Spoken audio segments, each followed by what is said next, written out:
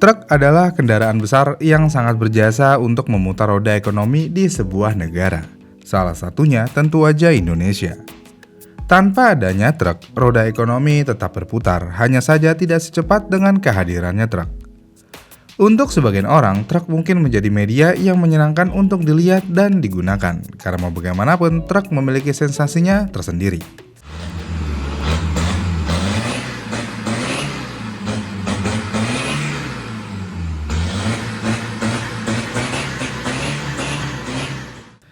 Namun, untuk sebagian orang cukup takut atau kesel jika melihat truk. Takutnya kenapa? Tentu aja banyak kejadian truk di Indonesia banyak yang mengalami remblong, dan hal ini sudah kita bahas di video yang ini ya. Namun bagaimana dengan yang kesel? Tentu aja banyak yang kesel karena selain dimensi yang besar, truk adalah biang kemacetan. Bagaimana truk membuat kemacetan? Tentu aja karena kecepatannya. Kecepatan truk dinilai terlalu lambat. Yang lebih parahnya lagi, udah lambat, tapi ada truk yang tidak berada di jalur truk, dan mereka akan mengambil jalur kanan. Kenapa hal ini dilakukan? Ya karena dirasa supir truk yang melakukan hal tersebut untuk membalap truk yang lambat di depannya. Kebayangkan, supir truk aja menganggap truk lain lambat. Gimana dengan pengendara mobil pribadi? Tentu aja menganggap semua truk khususnya yang ada di Indonesia lambat. Pertanyaannya, kenapa truk di Indonesia kebanyakan lambat? Sebenarnya banyak faktor yang membuat truk di Indonesia jalannya lelet kayak keong. Yang pertama tentu aja mesinnya. Kita bisa melihat spesifikasi beberapa mesin dari truk-truk yang ada di Indonesia. Misalnya Hino 500 series. Truk ini menggunakan mesin diesel yang berkapasitas 7.684 cc yang bisa menghasilkan tenaga maksimum di 280 bhp dengan torsi maksimum ada di 834 Nm.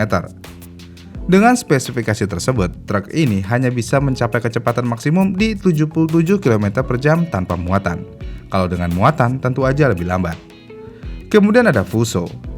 Truk ini menggunakan mesin diesel yang bisa menghasilkan tenaga di 220 bhp dengan torsi maksimal ada di 637 Nm.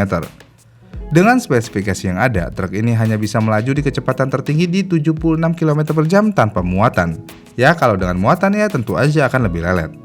Ya kurang lebih sama semua spesifikasi dan kecepatan maksimum truk yang ada di Indonesia. Ditambah lagi, teknologi yang digunakan juga masih cukup jadul, yang mana masih hampir sama dengan teknologi yang digunakan di era 70-80-an. Yang mana jika dilihat spesifikasi lebih lanjut, truk di Indonesia kebanyakan masih memakai mesin diesel OHC atau malah OHV.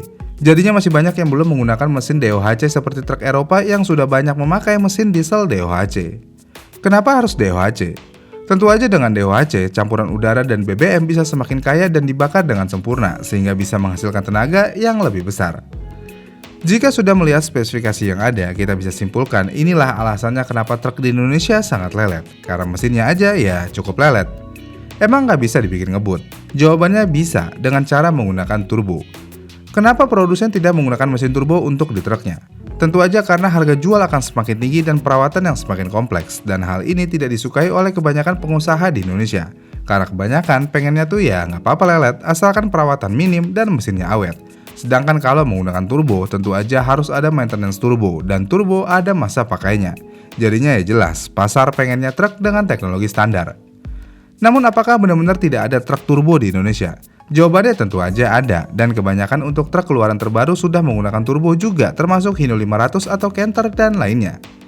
Namun kenapa masih lelet, dan kenapa masih nggak bisa ngebut? Sebenarnya dari tadi ngomongin truk ngebut-ngebut mulu, emang boleh truk ngebut? Jadi menurut peraturan yang ada, kecepatan maksimum truk di jalan tol adalah 80 km per jam dan minimumnya di 60 km per jam. Jadi ya jelas, truk boleh melaju kencang. Yang nggak boleh malah melaju pelan, karena ada batasan minimum di 60 km per jam. Tapi faktanya banyak truk yang memiliki kecepatan rata-rata di bawah 40 km per jam, apalagi di tol Cipularang yang jalannya menanjak. Itu makin lelet antara jalan dan tidak jalan. Namun kenapa bisa selelet itu selain faktor mesin? Jadi untuk yang sudah menggunakan turbo sebenarnya nggak selelet itu, tapi yang belum menggunakan turbo ya itu yang lelet banget. Namun gak jarang juga truk yang sudah berturbo tetap juga lelet. Namun kenapa? Tentu aja hal ini bisa terjadi jika mereka melakukan odol, alias overdimension and overloading. Kita sering banget melihat truk odol di jalan raya, yang mana biasanya jika mereka melakukan odol, mereka akan melapisi muatannya dengan terpal. Nah, ini nih hal yang membuat truk menjadi lelet. Sebagus apapun spesifikasi mesinnya dan seberapa banyak menggunakan turbo, tentu aja jika odol maka akan tetap lelet. Kemudian selain lelet, jika truk menggunakan metode odol, tentu aja mesinnya bisa lebih cepat rusak. Kenapa bisa? Ya, ini bisa terjadi karena mesin akan bekerja keras terus-menerus, dan mesin akan bekerja di rentang suhu optimal terus-menerus, yang pada akhirnya akan membuat beberapa komponen akan lebih cepat aus. Menariknya adalah, metode odol ini malah menjadi ajang pembuktian kalau semakin overload, maka ini semakin membuktikan kalau truk tersebut kuat. Padahal ya nggak gitu. Ditambah lagi, ini juga menyalahi aturan. Jadi, aturan di Indonesia muatan sumbu terberat di as roda depan adalah 6 ton dan belakang 10 ton. Kalau mau bawa beban lebih berat, maka perlu pakai truk yang as rodanya lebih banyak. Artinya lebih mahal truknya dan lebih kuat dan besar. Nah, karena kondisi ini juga, kenapa banyak pengusaha truk masih pengen truk yang non-turbo, alias yang konvensional. Kenapa begitu? Ya, mesin turbo memang menghasilkan tenaga lebih besar, tetapi dalam kondisi overload, tekanan yang dihasilkan tentu aja akan meningkat. Jika sudah begitu, komponen turbo yang bekerja di luar batas optimalnya tentu aja akan beresiko cepat aus. Dalam situasi seperti ini, mesin non-turbo tetap dianggap lebih tahan lama untuk menghadapi beban kerja yang sangat ekstrim. Dengan demikian, sangat jelas alasannya kenapa truk di Indonesia sangat lelet. Jadinya ya, selain banyak truk yang masih menggunakan mesin jadul dan teknologi jadul, odol adalah penyempurna masalah ini. Jika aja odol sudah tidak ada lagi dan ditindak tegas dan truk semua sudah menggunakan teknologi terbaru seperti di negara maju yaitu turbo, sepertinya kemacetan akibat truk yang lelet bisa berkurang.